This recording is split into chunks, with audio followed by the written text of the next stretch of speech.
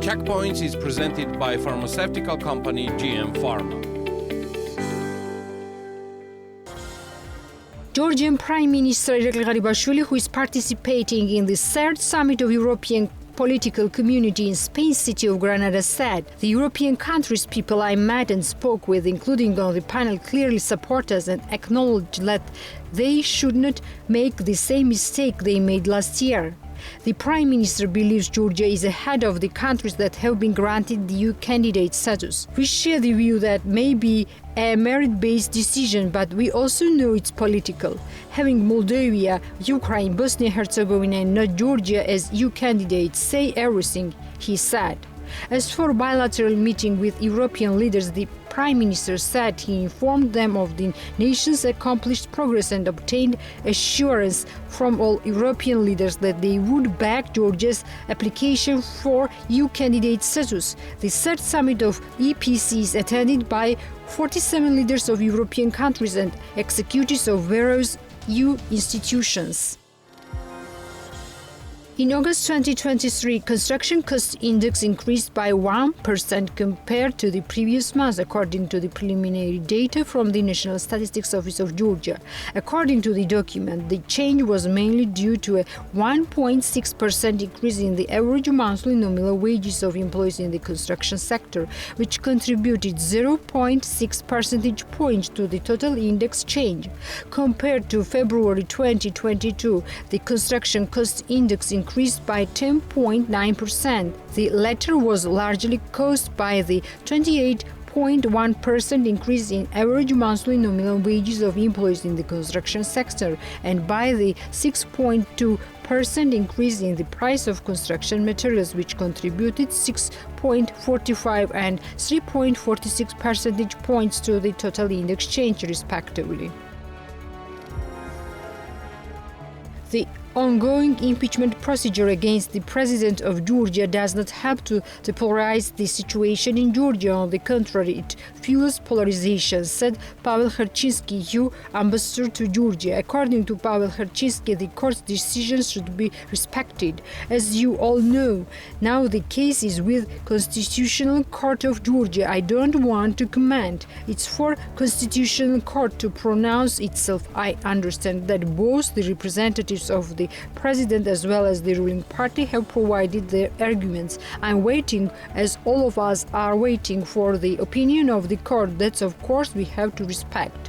What I can say is to repeat what I have already said many times and what High Representative Vice President Joseph Borrell said when he was here in Tbilisi a few weeks ago. The ongoing impeachment procedures against the president of Georgia does not help to depolarize the situation in Georgia. On the contrary, it fuels polarization, as we have been all witnessing over the last couple of days, he said. On October 3, the Constitutional Court launched a substantive consideration of the lawsuit against the president over her alleged violation of Constitution through her departure on an official visit overseas without the government's permission.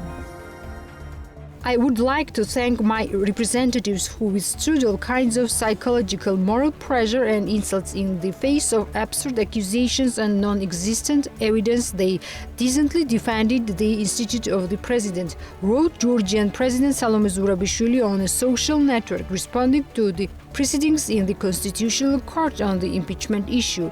The Constitutional Court initiated the substantive review of the constitutional lawsuit against the Georgian president today. Maya Kopalashvili, a former Constitutional Court judge, and Tamar Chugoshvili, an ex-first deputy speaker of the parliament, represented the president in the impeachment procedures before the court.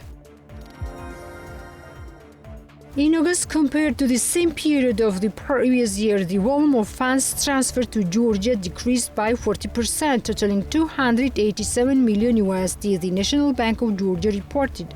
According to the central bank, the money transfers from Russia decreased by 46% annually in August. However, funds transferred from Kazakhstan increased significantly by 55%. Remittances from Kyrgyzstan and Azerbaijan decreased by 63.9% and 20.2% from Turkey slightly decreased. while remittances from Ukraine increased compared to the previous year. The volume of remittances from the USA continued to grow at high rate, increasing by 37.6%. In August, the main source of remittances were EU countries, Russia and USA, with notable shares from Italy, Greece and Germany among EU nations. The government of Georgia will compensate 3,500 lari per hectare of land. According to Irakli Garibashvili, Prime Minister of Georgia, it will assist them in using funds for a particular purpose to recover and regenerate the hail-affected vines. I wish to once again explain the decision taken several days ago to our society. You may well be aware that grape harvest collection is very successful in Kakheti at present.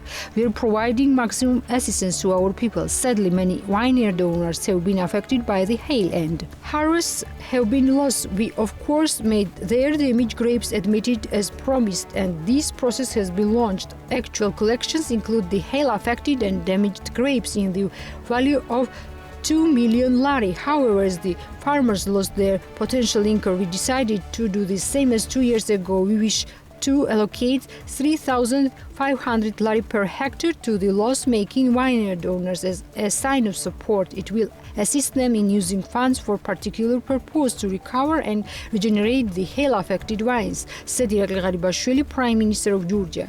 As the head of the government said, assistance to farmers engaged in grain production will also be provided by the government of Georgia. The National Bank of Georgia reports that Georgia received $430 million in revenue from software development and computer services in H1 2023. This is 194% higher compared to the same period of the previous year. According to Gov't, economic growth was 44% in the field of information and communication in the first quarter, while the second quarter the growth amounted to 20%. Overall, the increase in the sector is expected to reach 30% later this year. As for the foreign income, it stood at $231 million in H1 2023, while in H2 2023, $198. The sharp increase in the revenues of IT sector in Georgia is due to two factors. The entry of international companies into the country is the first, while the second factor is migration, because the increase in turnover of this sector directly coincides with 2022, when the thousands of Russians came in the country. As for the wages, if in 2021 the average salary in the field of information and communications was equal to 2,000 lari, by the end of 2022 it reached 3,800 lari, and in the second quarter of 2023 the average salary amounts to 3,900 lari. The Checkpoints is presented by pharmaceutical company GM Pharma.